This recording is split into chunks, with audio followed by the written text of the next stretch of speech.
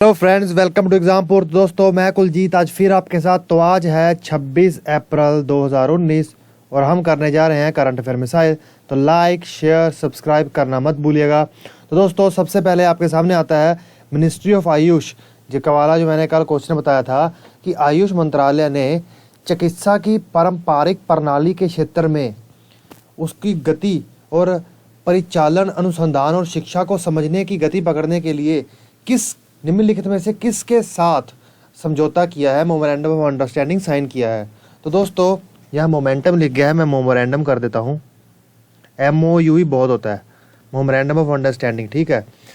तो ये किया है CSIR के साथ, तो इसका आंसर बनता है A, ठीक है दोस्तों। अब थोड़ा देख लें, ये देखिए आयुष मंत्रालय और CSIR for cooperation and research in education in areas of tradition system of medicine, ठीक है दोस्तों।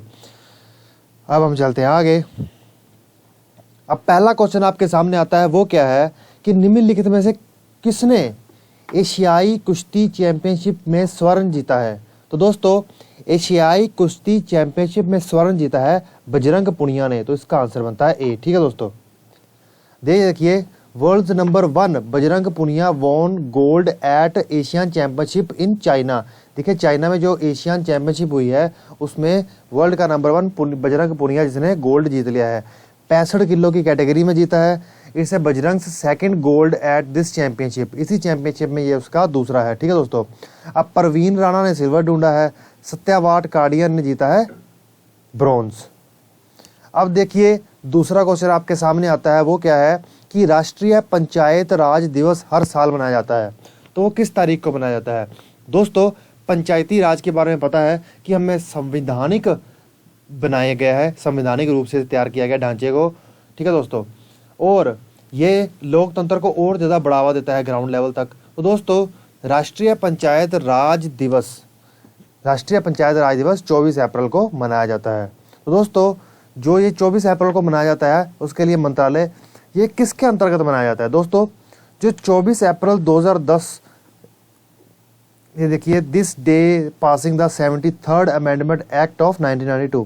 देखिए, जो मैंने पॉलिटी की क्लासेस करवाई थी उसमें मैंने बताया भी था कि संवैधानिक संशोधन 73वां जो 1992 में हुआ था, उसके बाद जो कि पंचायती राज से संबंधित था, किससे संबंधित था, पंचायती राज से संबंधित था, वो लागू किया गया था। शुरुआत हुई थी उसकी 24 अप्रैल 1993 को। तो इसी दिन के चलते इसे मनाया जाता है। और सबसे पहली बार फर्स्ट नेशनल पंचायती डे दिवस मनाया गया था 24 अप्रैल 2010 को, तब मनमोहन सिंह की सरकार थी। अब तीसरा क्वेश्चन आता है आपके सामने, वो क्या है कि बैपी कोलंबो एक संयुक्त मिशन निम्नलिखित में से किस एजेंसी द्वारा किया गया है। दोस्तों, बैपी कोलंबो एक अंतरिक्ष यान है, क्या है, एक सैटेलाइट है, ठीक है दोस्तों। जो अंतरिक्ष यान कह लीजिए, सैटेलाइट कह लीजिए, ये छोड़ा गया है किन दो एजेंसियों की साझेदारी से। तो ये है यूरोपियन अंतरिक्ष एजेंसी और जापान की एरोस्पेस एक्सप्लोरेशन एजेंसी। तो इसका आंसर बनता है C, बोथ एंड AB। अब इसके बारे में थोड़ा देख लें, ये है वो देखिए, बैपी कोलंबो एक्सप्लोरिंग मरकरी, जो मरकरी प्लैनेट है उसको एक्सप्लोर करने के लिए, ठीक है दोस्तों। ये देखिए, इसके बारे में काफी डिटेल में लिखा है। ये देखिए, BepiColombo mission has successfully completed a series of test and has completed near earth commissioning phase, ठीक है दोस्तों। अब इसके बाद ये मरकरी को इन्वेस्टिगेट करने के लिए, साइंटिफिक इन्वेस्टिगेशन के लिए निकलेगा, ठीक है दोस्तों। अब हम चलते हैं आगे। अब चौथा क्वेश्चन आपके सामने आता है, वो क्या है कि विश्व टीकाकरण सप्ताह 2019 की थीम क्या है। तो दोस्तों, विश्व टीकाकरण सप्ताह 2019 की थीम है वैक्सीन के काम में एक साथ संरक्षित, प्रोटेक्शन टुगेदर वैक्सीन वर्क, ठीक है दोस्तों। तो इसका आंसर बनता है A। अब देखिए, जो विश्व टीकाकरण सप्ताह 2019 है वो कब से कब मनाया गया। तो विश्व टीकाकरण सप्ताह 2019 24 से 30 अप्रैल के बीच में मनाया गया। इसका थीम तो मैंने बता ही दिया है आपको। और ये किस लिए होता है, ये सेलिब्रेट किया जाता है उन हीरोज के लिए पूरी दुनिया में, from parents and community member to health workers and innovators who help ensure we are all are protected, जो हम सबको सुरक्षित करने में अपनी भागीदारी निभाते हैं, चाहे वो माता पिता हों, चाहे वो हेल्थ वर्कर हों, ठीक है, चाहे वो इनोवेटर्स हों, चाहे कोई भी हो व्यक्ति जो अपना एक कोई ना कोई छोटा सा भी कंट्रीब्यूशन, छोटा सा भी अपना मदद करता है, इस माध्यम में आप बनता है हेल्थ मिलने का, ठीक है दोस्तों, अच्छी हेल्थ मिलने का, अच्छा स्वास्थ्य मिलने का।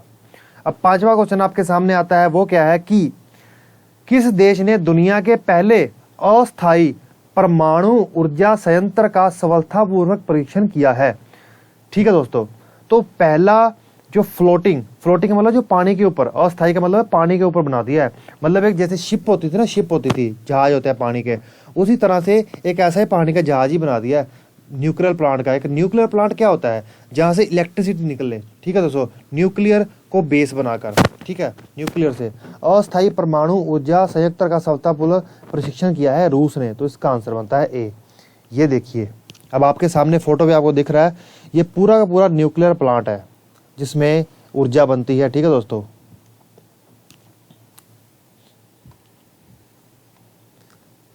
अब रशिया है successfully tested the world's first floating nuclear power plant, ठीक है दोस्तों।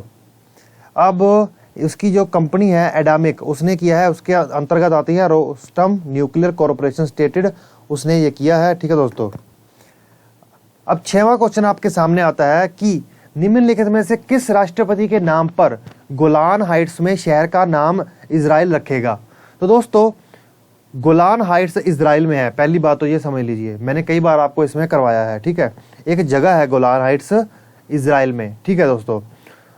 उसको इजराइल का हक बता दिया था एक राष्ट्रपति ने कि इस पर इजराइल का हक है, उसी के सम्मान में इजराइल देश गोलान हाइट्स में जो शहर है उसका नाम यूएसए के प्रधान राष्ट्रपति डोनाल्ड ट्रंप के नाम से रखेगा। तो इसका आंसर बनता है ए, ठीक है दोस्तों, यह है डोनाल्ड ट्रंप।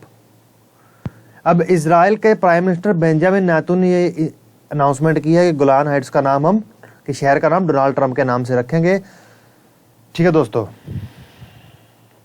अब आता है क्वेश्चन ऑफ डे। अब ये क्वेश्चन ऑफ डे क्या है कि recently which of the following country released special stamp on the theme of Ramayana. किसी एक देश ने एक स्टैम्प रिलीज किया है जिसका थीम रामायण है, तो वो देश कौन सा है, तो ये आपको बताना है। तो दोस्तों इसी के साथ मैं आपका एग्जाम्पल में आने के लिए थैंक्स करता हूँ। Okay friends, bye.